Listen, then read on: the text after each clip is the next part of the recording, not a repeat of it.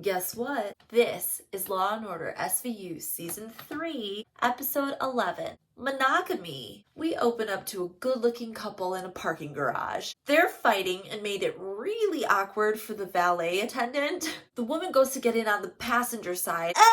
What is all over your handle? Shine a light on her hands. They're covered in blood. Pause. Quick. Go check the trigger warnings. Jump ahead, cops are on the scene and Stabler's just pulling up. Benson's like, well, that was quick. All the way from Queens?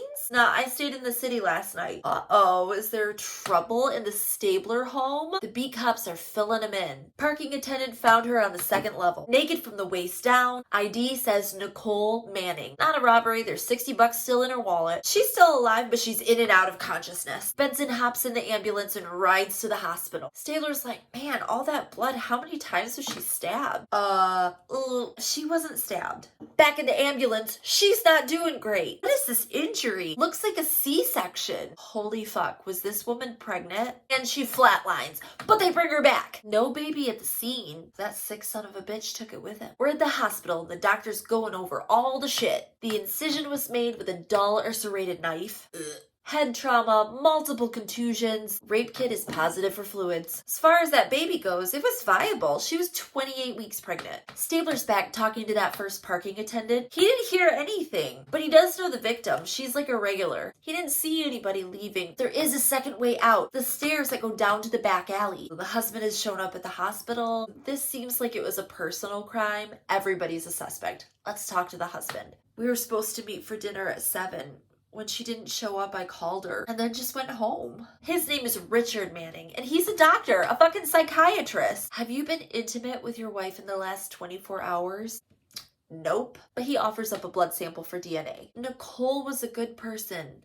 I mean, Nicole is a good person. Red flag. Back at the parking garage, a couple of interesting things. The victim's car was for sale, and they find a whole bunch of gross little hand wipes covered in blood. This motherfucker came prepared. No sign of the baby, no sign of the placenta. He took everything. Maybe that was the point. He didn't want her to die. He just wanted her to suffer. Back at the precinct, we find out that the husband's alibi clears, and a preliminary on the rape kit excludes him. But guess what? Layton's turned up a solid fingerprint from her car. They belong to a Kyle Novacek who has a record. Nothing crazy, assault 3, and drug possession. Hang on.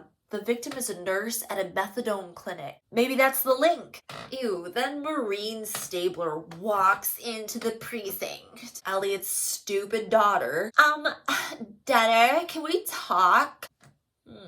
What's that about? Whatever. We don't care about Maureen. Blah, Maureen. Munt and Finn are checking in with Kyle Novacek. Checking in with Novacek. Sounds like a radio show. Where were you last night? They harass him for a while and ask him what he drives. Nothing. My car broke down a week ago.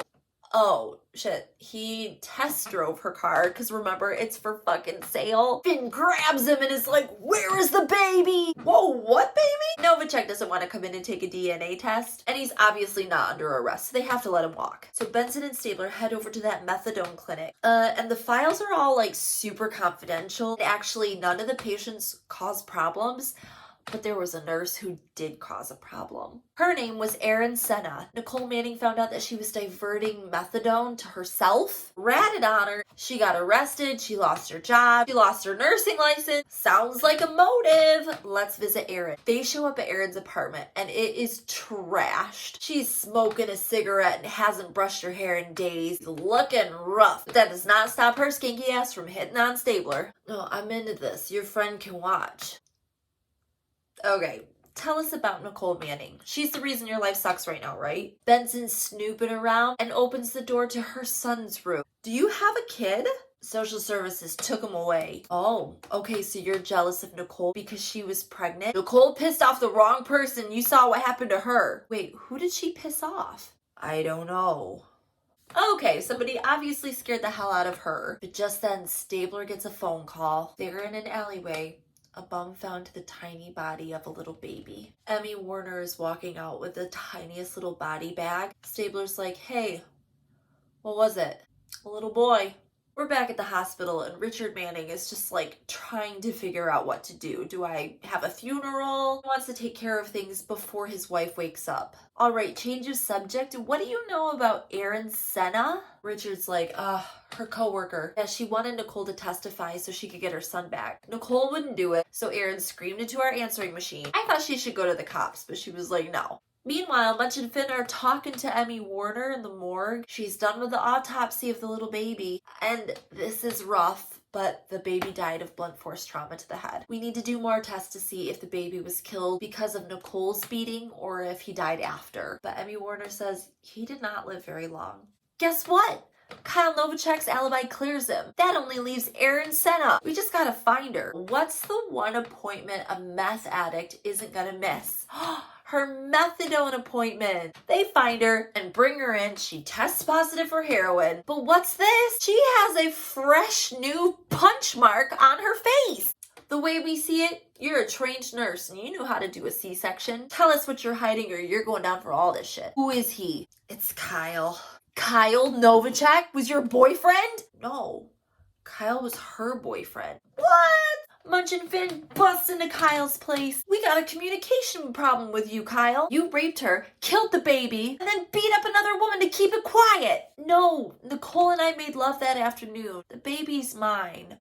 Oh. Okay, so let's check the paternity. After questioning Kyle a little bit more, we find out that Dr. Richard Manning was probably catching on. That's funny, he didn't say anything about that. Cragen comes out. Why don't you ask the wife? She just woke up. At the hospital, Nicole says she didn't see who attacked her. Kyle Novacek? Yeah. They'd been seeing each other for almost a whole year and he wanted to get fucking married. Corroborates that they had sex earlier that day. She told him she would get married to him, but she wasn't gonna. She also told her husband she was leaving him and the baby was somebody else's. So it sounded like she just didn't want to be with anybody. It's weird. When I told him about the baby, he wasn't even mad. He was weirdly calm. Okay, so when you met your husband at 7 o'clock. No, I was meeting him at 7:30.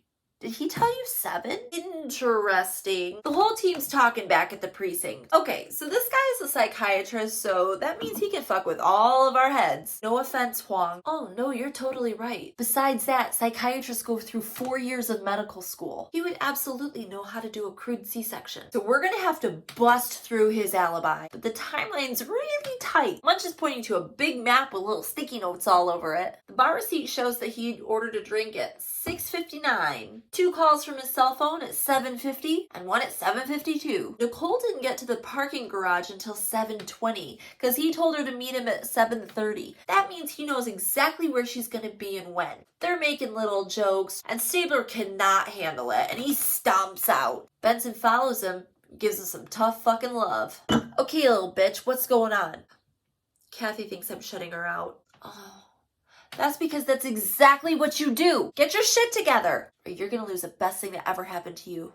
Oh, Benson! Cell phone company tracks his location down and it's close to the Lincoln Center, not the restaurant. That's around where Nicole was attacked. He also belongs to a gym right there. We talked to the receptionist and yeah, he did check in, wearing a long coat to cover the blood and holding a duffel bag that had the baby in it. Munch and Finn clock the walk back. And without an illegal stride, they made it with 2 minutes to spare. Cragen wants to get Cabot for the warner. Cragen wants to get Cabot for the warrant. And Huang? You're coming with us. This motherfucker's a psychiatrist and we need your expertise. We're searching the apartment and there's no duffel bag. But this guy is a piece of work. His laundry in his closet is folded and labeled. Huang's having a great time on this field trip. This guy has enough personal hygiene products to open a salon. This guy's whole thing is about appearance. He wants to control everything. One look at his wife's closet. Looks like my closet. Shit's just thrown in there. Looks like he couldn't control one thing. But guess what? Dr. Richard Manning walks in. What the hell is this? Oh, we're glad you're here. Are these your keys? Yoink. They shine a black light on them, and there's blood. That's the problem with blood. Gets absorbed by the plastic. So we bring Richard in for this interrogation. He's got all the answers and he's very calm. It's clear that Huang is right. In his brain, the baby was the problem. You get rid of the baby and you get rid of the problem. Stabler's like, what did you think was lacking in your relationship? Dick, because Dick is short for Richard, challenging my masculinity? A little amateurish, don't you think? Huang's like, no, they're challenging your masculinity because it's an obvious weakness. Huang does some amazing psychological jujitsu. Richard gets a little turned around, basically admits that he got rid of the baby. Okay, so Cabot's going over the possible charges. And here's the thing, murder is going to be a little bit tough to prove. Neonatal cases are difficult to prosecute because medical evidence is almost always inconclusive. Without a corroborating witness saying the baby was definitely alive at birth, she doesn't see a murder conviction going through. They could charge with illegal abortion because it wasn't the mother's choice. But Cabot makes it clear that she is not willing to dismantle reproductive rights over this case. That's alright, just wait 20 years, the Supreme Court will do it for you. Cragen tells Benson and Stabler and Cabot to go park themselves in the morgue until Emmy Warren can give them conclusive evidence whether or not this baby was alive. So in the next scene, we jump to an autopsy of this old man already in progress. Warner is running over the results. Yeah, this baby took a breath. Maybe more than one. Okay, so Cabot has to choose. Either we prosecute him for murder or we prosecute him for attempted murder and assault of his wife. Who is he trying to kill, the baby or the wife? Warner says neonatal decomposition does happen at a faster rate, so there's a greater margin of error. But she's willing to testify to a reasonable amount of certainty that that baby was alive. So we're going with murder, baby. Jump to the trial, and Emmy Warner is on the stand. Manning's lawyer is super cute, but that's not important. He's punching all these huge holes in Cabot's case. Warner knows it. Cabot knows it, Stabler knows it, and he's pissed. Why aren't you winning, Cabot? Barring an outright confession, there's not much that I can do. Outright confession, you say? Gives Stabler an idea. He marches into the jail cell, has a tiny little conversation with Richard Manning. Then we jump back to the trial. Manning is on the stand, and he's going through his whole sob story when in march Munch and Finn with an envelope for Cabot. Holy shit, what is this? People are entering into evidence. People swore. Objection! Defense has no knowledge of this evidence. Approach. The judge looks at it, the defense attorney looks at it, and he starts sweating bullets. This evidence was not made available during discovery. This is extraneous matter, blah, blah, blah. Judge is gonna let it in. Defense attorney requests a recess. He's on this, go sit down. What is this new evidence? Cabot approaches. All right, Dr. Manning, you testified that you went nuts because your wife was having an affair and carrying another man's baby, is that correct? Yes. So how do you know she wasn't having an affair with an additional man? Cause she wasn't. I would know. So that means the baby was absolutely fathered by you or Kyle Novacek, correct? Yes. Well, guess what? Paternity test is back, and Kyle is not the father. Cabot gets real close to it. You held your own living child, didn't you? Did he cry? Did your son cry before you killed him? He only cried a little. There's your confession. Screen goes black. And that was Law & Order SVU Season 3, Episode 11. Jum jum.